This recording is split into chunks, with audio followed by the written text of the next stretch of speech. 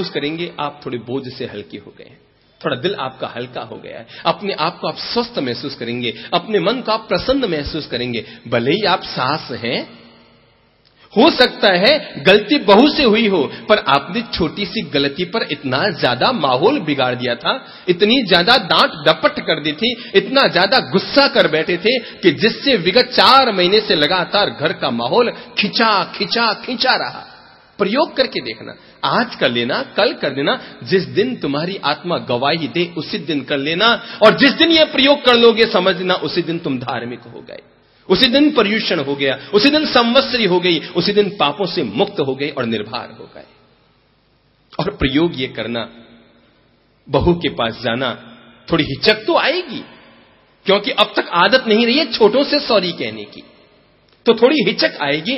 हो सकता है कि 2 पल के लिए भीतर में सोया हुआ अहंकार भी जगे, अरे मुझे बहू की क्या गरज है, मैं भला क्यों माफी मांगू, मैं भला क्यों सॉरी कहूं, मैं भला अपने आप को क्यों झुकाऊं, क्या वो घर की सास है या मैं घर की सास हूं, वो घर की मालकिन है या मैं घर की मालकिन हूं। लेकिन मैं तो आपको ये उपाय बता रहा हूं जिससे आप थोड़े हल्के हो जाएंगे, थोड़े निर्भर हो जाएंगे, थोड़े स्वस्थ हो जाएंगे, थोड़े मन से प्रसन्न हो जाएंगे, और घर के माहौल को स्वर्ग बनाने में आप निमित्त बन जाएंगे।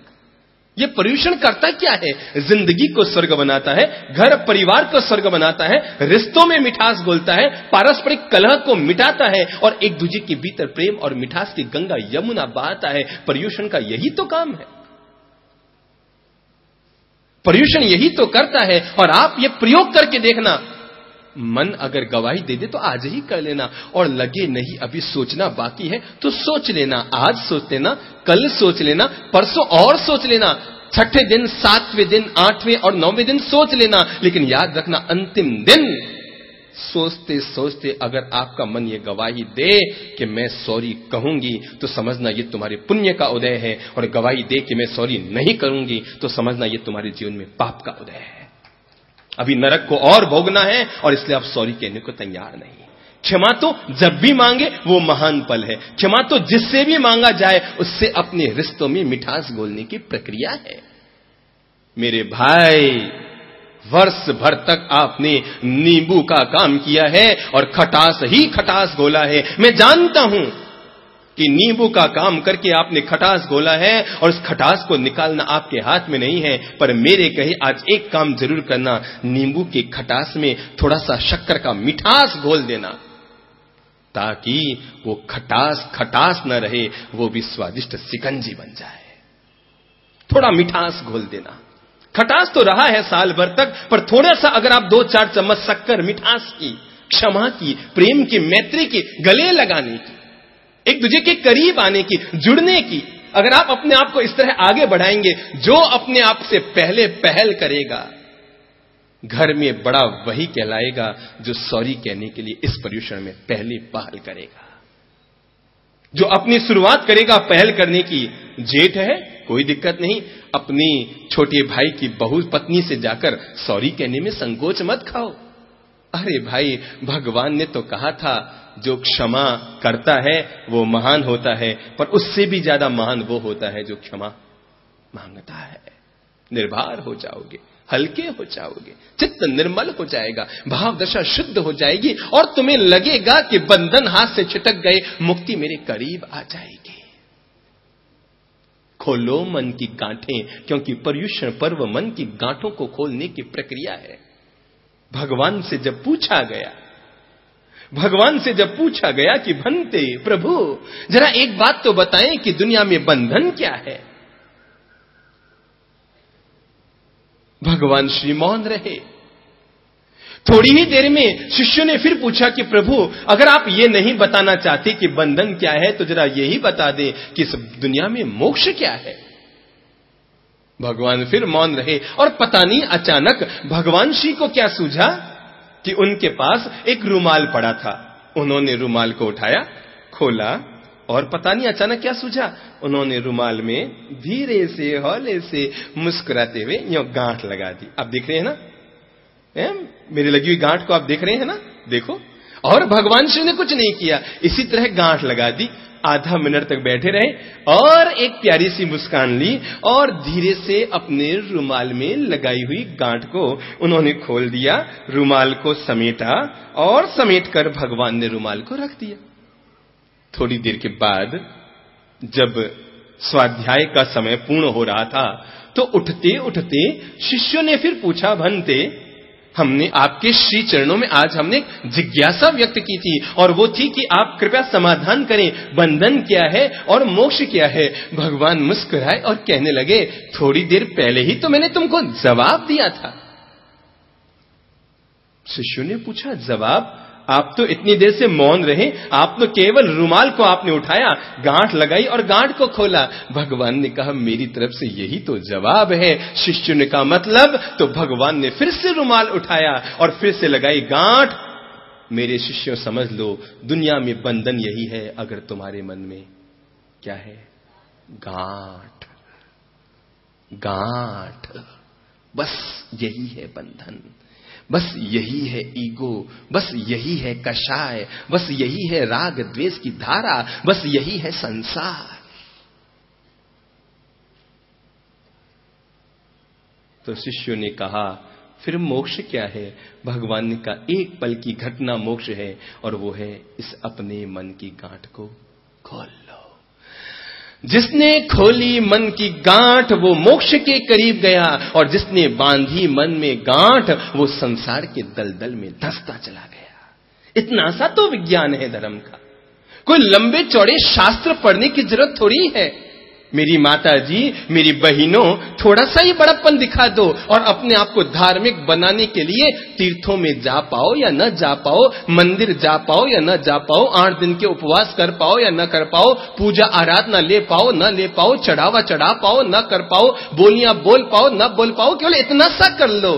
अगर आप बहू है तो भी, सास है तो भी, देरानी है तो भी, जेठानी है तो भी, भाई है तो भी, पिता है तो भी, बेटे हैं तो भी, केवल एक काम कर दो, वो है खोल लो, खोल लो, खोल लो और वो अपने मन की गांठ खोल लो और सॉरी कहने का बड़प्पन दिखा दो। बस पर्युषण इसके अलावा हमसे और कुछ नहीं चाहता, कुछ नहीं चाहता, केवल इतना सा चाहता है कि मन की गांठ खोल लो और सॉरी कहने का बड़प्पन दिखा दो। जिसने किया सॉरी, जिसने कहा सॉरी, जिसने कहा मिच्छामि दुक्कडम, जिसने मांगी क्षमा, भगवान ने कहा उसकी पूरी हुई आराधना। और जो न मांग सका ये क्षमा, वो सामायिक तो करता रहा, प्रतिक्रमण तो करता रहा, सफेद कपड़े पहनता रहा, सत्तों के सत्संग सुनता रहा, आगमों का श्रवण करता रहा, संवत्सरी का उपवास करता रहा, पर भगवान कहते हैं फिर भी भवसागर में भटकता रहा। क्यों? क्योंकि क्षमा न मांग सका, सॉरी न कह सका, अपने मन की गांठ न खोल सका और मिच्छामि दुक्कडम का पवित्र पाठ मुंह से उच्चारित न कर पाया। ताम झाम इस पर्व की आत्मा नहीं है। जलने वाली रोशनी और बल्ब, जलने वाली मोमबत्तियां और दिए कि मंदिरों के फूलों से सजावट की जाए, इस पर्व की ये आत्मा नहीं है। इस पर्व की आत्मा तो मन को निर्मल करने की है, हृदय को निर्मल करने की है, अपनी भाव दशा को निर्मल करने की है।